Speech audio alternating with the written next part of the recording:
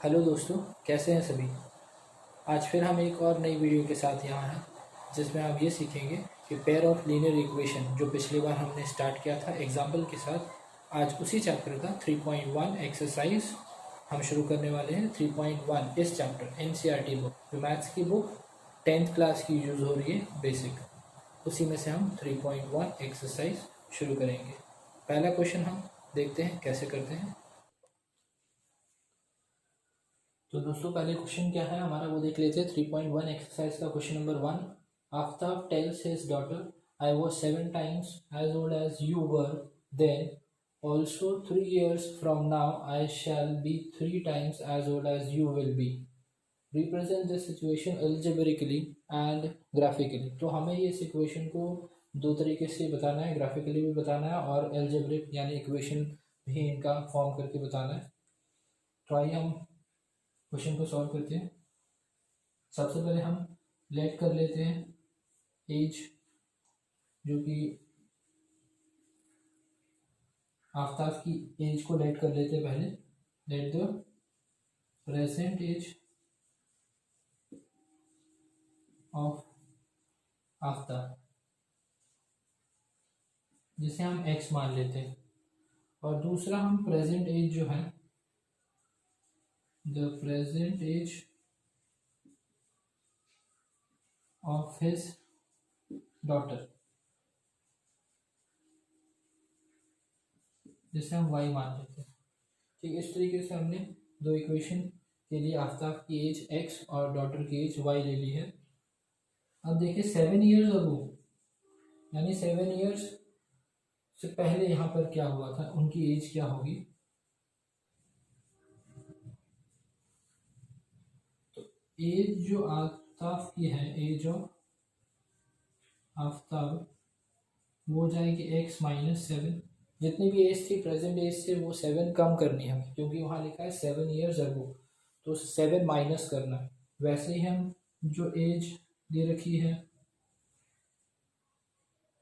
As of his daughter,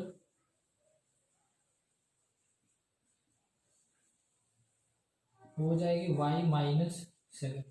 तो इस तरीके से हमें आफ्ताब की एज और डॉटर की एज दोनों मिल गई है। कब? 7 years अगो की। ये हमने इक्वेशन में डालनी है। तो इक्वेशन किस तरीके से बनेगी, हम क्वेश्चन के अकॉर्डिंग जाएंगे। यहाँ लिखा I was 7 times as old as you were then, also 3 times। तो you were then यहाँ पर हमें ध्यान देना है, यहाँ होगा x माइनस 7। तो उसी समय वो कितना है, 7 times, यहाँ लिखा है 7 times। तो हमें 7 मल्टीप्लाई करना है एज ऑफ हिज डॉटर, इस तरीके से। और फाइनली हम इसको इक्वेशन को और सॉल्व करेंगे, सिंप्लीफाई करेंगे, तो हमें इस तरीके से ब्रैकेट ओपन हो जाएगा।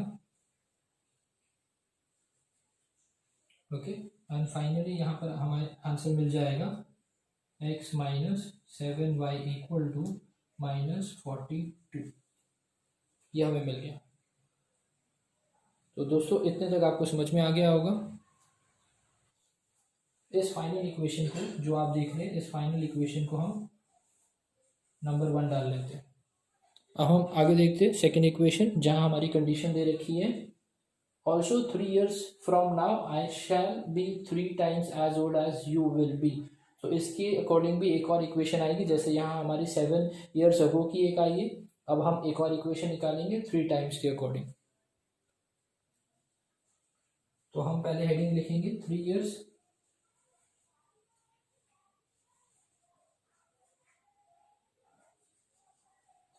हेंस, अभी से 3 साल। ठीक है, तो उसमें हम क्या डालेंगे, प्लस के साइन। तो हम वही एज की डाल देते हैं, एज ऑफ आफ्ताब। तो यहाँ क्या हो जाएगी, हमने लेट की थी x, प्लस कितनी डालनी है, 3 years, तो यहाँ प्लस 3 आ जाएगा। और वही हमारे पास एज ऑफ हिज डॉटर,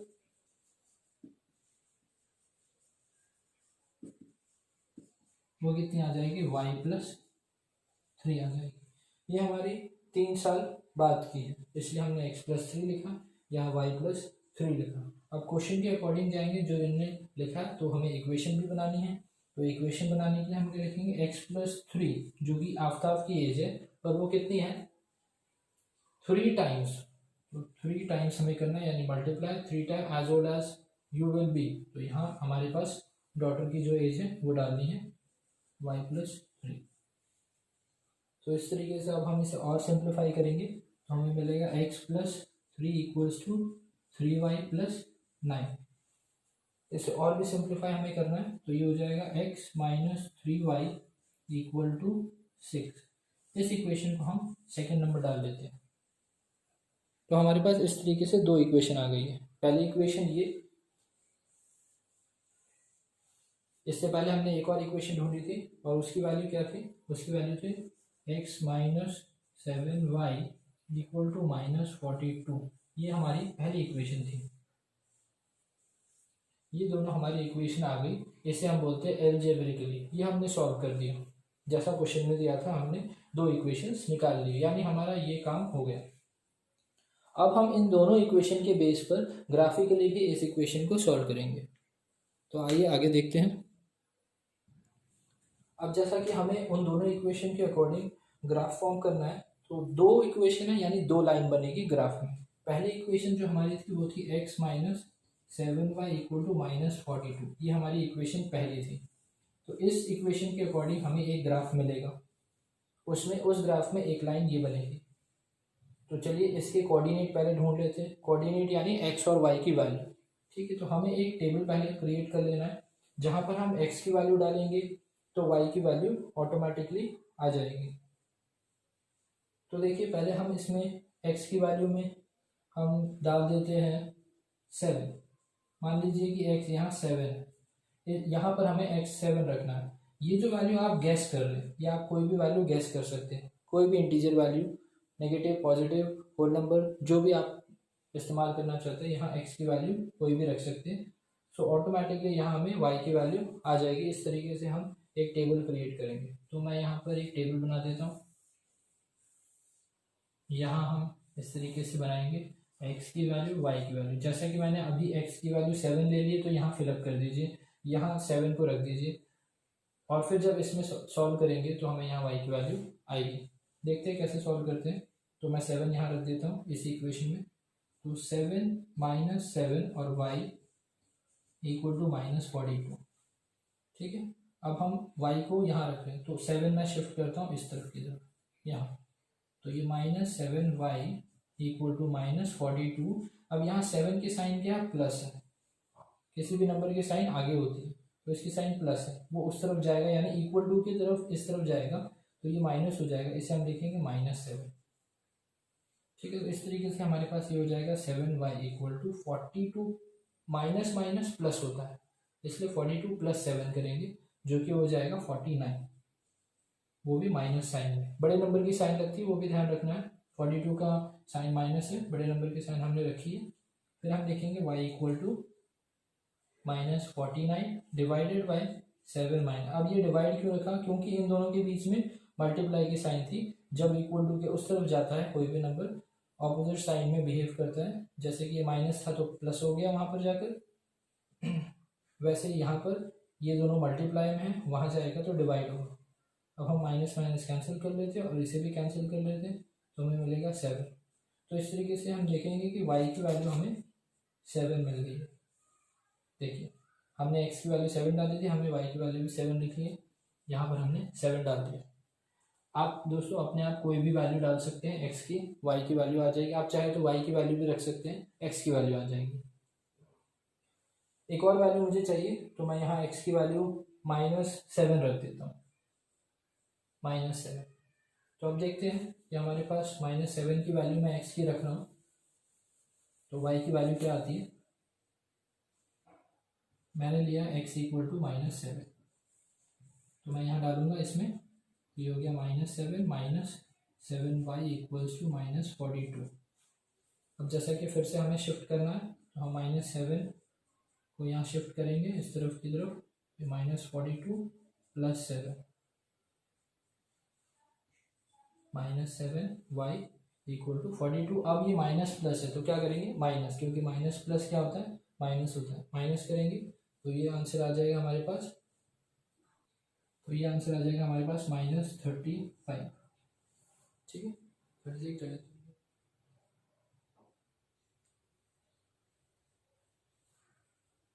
तो जब हम इन दोनों को माइनस कर देंगे तो हमें आ जाएगा आंसर -35। अब हम 7 को वहाँ ले जाएंगे, तो 7 यहाँ मल्टीप्लाई हो रहा है, वहाँ जाकर डिवाइड होगा। हमने डिवाइड में रख दिया, दोनों माइनस कैंसिल कर ले, और 7 और 35 को कैंसिल करेंगे तो हमें आंसर मिलेगा 5। तो इस तरीके से हमें y की वैल्यू मिल गई 5। तो दोस्तों आप देख सकते हो किस तरीके से हमने टेबल को क्रिएट किया है। आप अपनी मर्जी से कोई भी नंबर x या y की जगह रखें और ऑल्टर आपको नंबर वहाँ मिल जाएगा। मैंने x रखा है, हर बार y मिल रहा है, यहाँ पर हमारे पास y है। तो मैं दो वैल्यू को लेकर एक ग्राफ क्रिएट करूँगा। उस ग्राफ में सिर्फ अभी एक ही लाइन आएगी क्योंकि हमने इक्वेशन एक ही सॉल्व किया है। सेकेंड इक्वेशन के लिए एक और लाइन बनाएंगे। ओके दोस्तों, तो हम आगे देखते हैं। एक और इक्वेशन हमारे पास बाकी है। उस इक्वेशन के लिए भी हमें इस तरीके का, जैसे हमने पहले इक्वेशन से एक टेबल क्रिएट कर ली है, ये टेबल हम ग्राफ बनाने के लिए कर रहे हैं। अब हमें एक और ऐसा ही टेबल क्रिएट करना है सेकेंड इक्वेशन के लिए, ठीक है। और हमारी सेकेंड इक्वेशन जो है वो हमारे पास दे रखी थी इक्वेशन इस तरीके से, x - 3y = 6। ये हमारी सेकेंड इक्वेशन थी, जैसा कि हमने एल्जेब्रिकली सॉल्व किया था। ये सेकेंड इक्वेशन हमारी है। इसके बेसिस पर भी हमें ऐसा एक और टेबल बनाना है। तो यहाँ पर भी हम कुछ x की वैल्यू रखेंगे, ठीक है। तो मैं यहाँ टेबल क्रिएट कर लेता हूँ। यहाँ x और ये y, दो वैल्यू ढूंढ लेते हैं। तो हमारे पास x की वैल्यू मान लीजिए हमने 3 डाली है, तो देखते हैं y की वैल्यू क्या डालते हैं। मैं यहाँ 3 डाल रहा हूँ, तो यहाँ डालेंगे 3 - 3y = 6। ये वैल्यू इसके अंदर डाल दी, ये वाली इस इक्वेशन में। तो x की वैल्यू 3 है, मैंने 3 रखी है, -3y = 6। अब हम सॉल्व करेंगे तो 3 को इस तरफ ले जाते हैं। हमेशा हमें y की वैल्यू जो है y ढूंढना है, इसलिए उसको अकेला रखना है। धीरे धीरे हम सारे नंबरों को शिफ्ट करते हैं RHS की तरफ। तो -3y = 6, ये प्लस साइन है, वहाँ जाकर माइनस होगा, तो ये ऑटोमेटिकली 3 हो गया, और ये -3y एंड y = अब ये 3 उस तरफ जाएगा, इन दोनों के बीच में क्या साइन है, मल्टीप्लाई की, तो उधर जाकर डिवाइड होगा। तो ये हो जाएगा 3/3 माइनस माइनस साइन साथ में जाएगी, इन दोनों को कैंसिल कर लीजिए, वैल्यू आएगी -1। तो इस तरीके से हमारे पास वैल्यू आ गई -1। ये वैल्यू हमें इस टेबल में डाल देनी है -1, ठीक है। नेक्स्ट हम एक और वैल्यू लेंगे x की। सो x = हम एक और वैल्यू ले लेते हैं 0। तो मैं यहाँ 0 लिख देता हूँ। अब मुझे 0 यहाँ डालूंगा और मुझे y की वैल्यू मिलेगी। तो 0 - 3y = 6 and -3y = 6। So y = अब ये 3 मल्टीप्लाई में y के साथ, तो वहाँ जाकर क्या होगा, डिवाइड, इसलिए डिवाइड, और वो साइन के साथ जाएगा, तो इसलिए हम लिखेंगे 6 - 3y। इन दोनों को कैंसिल कर लीजिए, आंसर आ जाएगा 2। सो y = -2।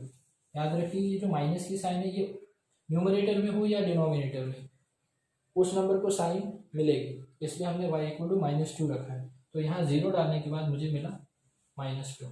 तो दोस्तों आपने देख लिया कि किस तरीके से हमने दोनों इक्वेशन के हिसाब से दो टेबल क्रिएट कर लिया। यहाँ मैं लिख देता हूँ, ये हो गया हमारा फ्रॉम इक्वेशन 2, ये सेकंड इक्वेशन का टेबल है, ये फर्स्ट इक्वेशन का टेबल है। इन दोनों इक्वेशन से हमें दो लाइन मिलेगी, तब हम इसे ग्राफिकली रिप्रेजेंटेशन कह पाएंगे। ओके दोस्तों, तो अब हम देखते हैं कि इन दोनों इक्वेशंस के अकॉर्डिंग जो हमें टेबल मिला था, इसके अकॉर्डिंग हम दो लाइन बना सकते हैं। अब तो हम इसे ग्राफिकली रिप्रेजेंट करने की कोशिश करते हैं। ये कितने नंबर और कैसे लाइन बनेगा वो हम देख लेते हैं। दोनों तरफ मैंने एक्सेस बना लिया है।